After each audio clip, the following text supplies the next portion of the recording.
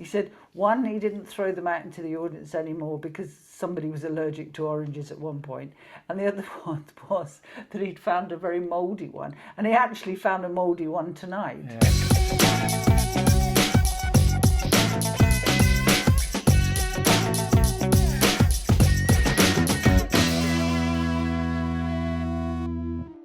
Hi everybody, Ian and Jane doing the Edinburgh Festival Fringe. This is day 5. We're 4. Yeah, I was just going to say how many shows we've done in total, but it's over 25 now.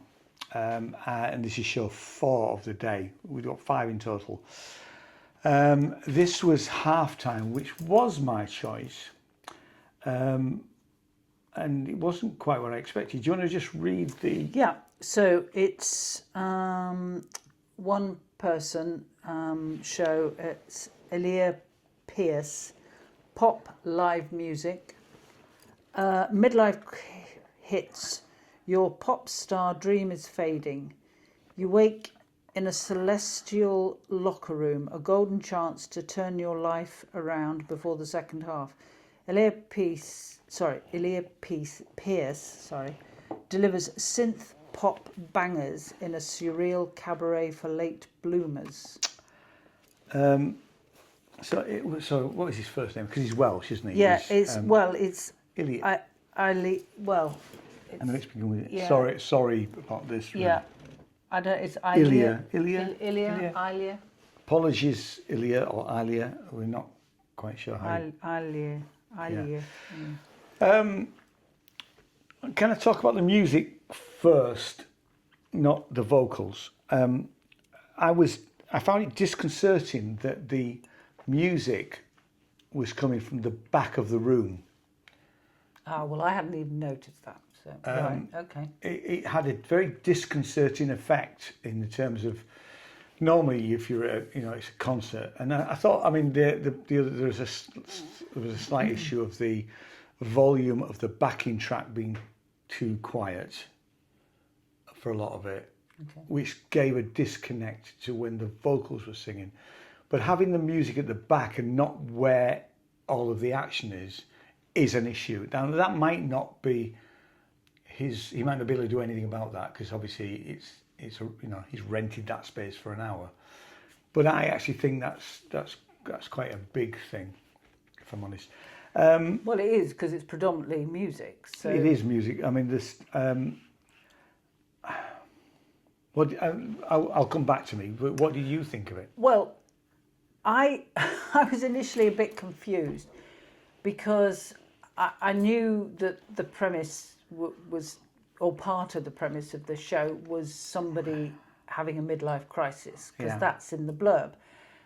But who was facing me was a guy in his 30s, and he was describing initially about how when you get to 45 and you work out you're halfway through, and I couldn't hear all of he was saying because he held the mic really close in his mouth. Well, not in his mouth, but right up to it. So some of the vocals weren't clear.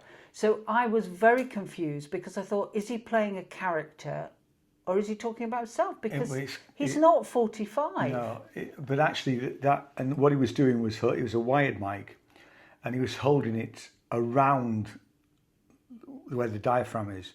So you do get that booming effect. Now, I assume this guy's he's a musician and songwriter. For some reason, he's obviously doing that for a reason. Yeah. Now, I don't think that worked. No, because I couldn't hear. I mean, you lost some of the dialogue. You did. You lost a lot of the lyrics. Yeah. I couldn't hear half the lyrics. Yeah. I have to say, although it says in there what the songs are bangers. Yeah. I thought the songwriting wasn't good enough, wasn't strong enough. There weren't bangers. There wasn't any really catchy elements to them, I don't think. No. They were descriptive songs. They were. Because, I mean, I've written down, because I had some time to write some notes so that I remembered what I'd thought. And he talked sort of fairly near the beginning, he was talking about this the age thing, which I sort of, anyway.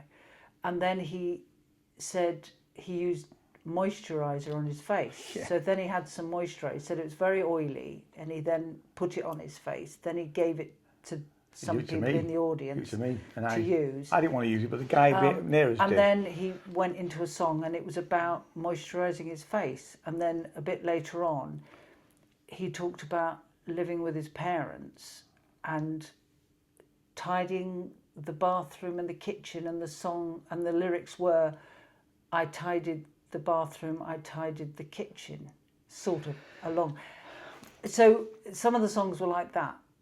There were, I thought musically that was its strength, but lyrically and vocally, those were not his strength. I mean, I'm not the world's best singer, but I can sing in tune, and quite a lot of it was out of tune from a vocal point of view.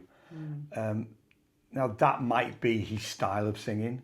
What I really wanted, as he developed, because he said right at the beginning, you might not like the way I'm singing and the actual lyric, the content of the songs. And I thought, well, because he's having a midlife crisis, when we get to the second half, is he suddenly going to be get loads better? And actually, he didn't. No, there was no progression through the play. No. To a resolve at the end for me. No. And he talked about issues he'd had because he didn't like playing football. He never got the pieces of orange at half time. And we then had some visuals on screen. Well, I don't know who she was in the end, but she was called the Orange Lady. That was the same one as Gwenno, wasn't it? That was Gwenno. It's Gwenno Saunders, who's a very, very good. I mean, and actually, it's worth mentioning about that. Gwenno is a really, really good singer, and juxtaposed with his vocals, and when she sang, it almost showed up his vocals. Well, she was doing backing, wasn't she? But no, she did sing on at least 2 songs. Oh, right. She had like a verse. Right. I mean, she was back in the Pipettes in the 2000s and stuff like that, so she had a real career. She normally sings in Cornish now. Yeah. And actually listen to her album, she's great. Anyway, so we had the lady that featured on the film was all about the oranges. But then he had his coach, his football coach, and there was a bit of film of them singing together with the lyrics underneath, but nobody joined in.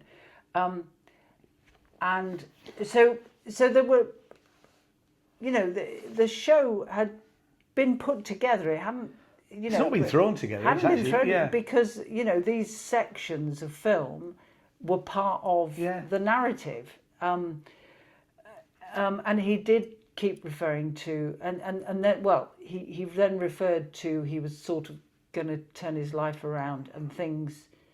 But no, actually, he talked about repeating the first half, then it would make the second half better. Yeah. And at one point he lay down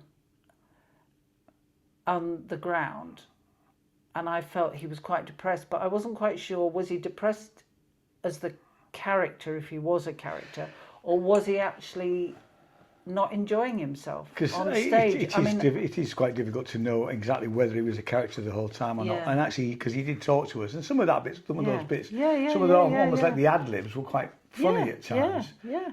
Like he picked up something from a previous show, which was like a chain thing that would collar, those little bits were quite. Also, I mean, when he was.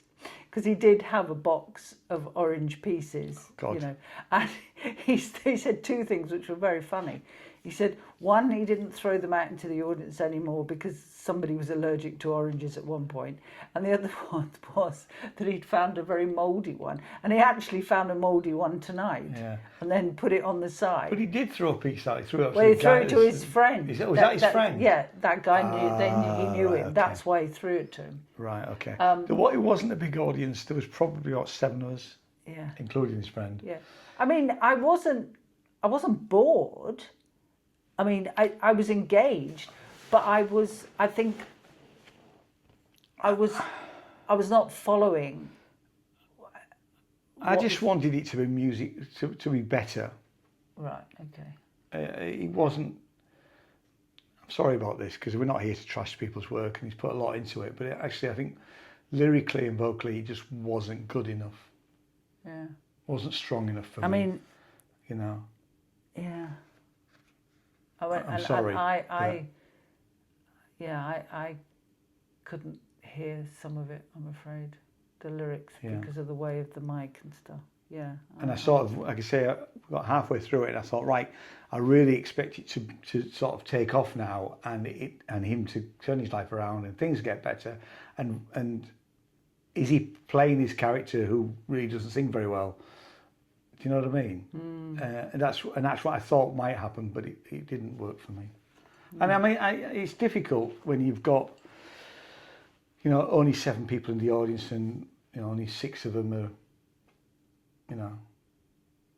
Do you know what I mean? So it is quite difficult, but it was. It was. It was. And anyway, should we? Yeah. So it is on all the way through, no days off, through to Sunday the 30th. It is on at Braw venues.